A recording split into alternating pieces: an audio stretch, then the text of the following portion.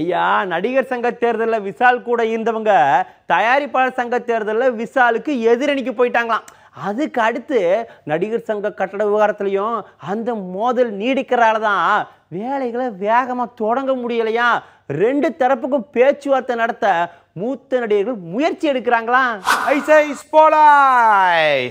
தலைவா, சின்ன சின்ன மோதல்கள், சின்ன சின்ன கருத்து வேறுபாடுகளோடு இருந்த திரையுலக பிரச்சனைகள் நடிகர் சங்க தேர்தல், தயாரிப்பாளர் சங்க தேர்தல்னு வெளிச்சத்துக்கு வந்தாலும் அப்புறமா ஒன்று சேர்ந்து தான் செயல்பட்டு வந்தாங்களாம். இப்போ மறுபடியும் விரிசல் கண்ணாடி போல தெரியுதா? பலூன் பலூன் நண்பா, திரையரங்க உரிமையாளர்கள் போராட்டம் நடந்தப்போ நடிகர்கள் போதுமான அளவு ஒத்துழைப்பு கொடுக்கலைன்னு ஒரு வருத்தம் இருக்குதான். தயாரிப்பாளர் சங்கமும் நடிகர் சங்கமும் பேச்சுவார்த்தைக்கு வந்தாங்க. வேற என்ன செய்யணும்னு அந்த பக்கம் எதிர்கேள்வி கேட்டாங்களாம். இந்த விஷயத்திலையும் ஒருமித்த முடிவுக்கு சிக்கலா கிடக்குதான்.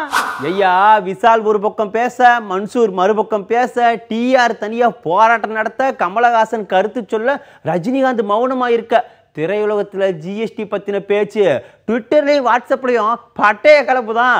மறுபடியும் முதல்ல இருந்தான்னு அணி அணியா ஒற்றுமை பத்தி பாடம் நடத்த தொடங்கிட்டாங்களாம். இதெல்லாம் நாங்களாவா சொல்லுதும், வேலையில பேசிக்கிட்டு தாங்க ஐயா.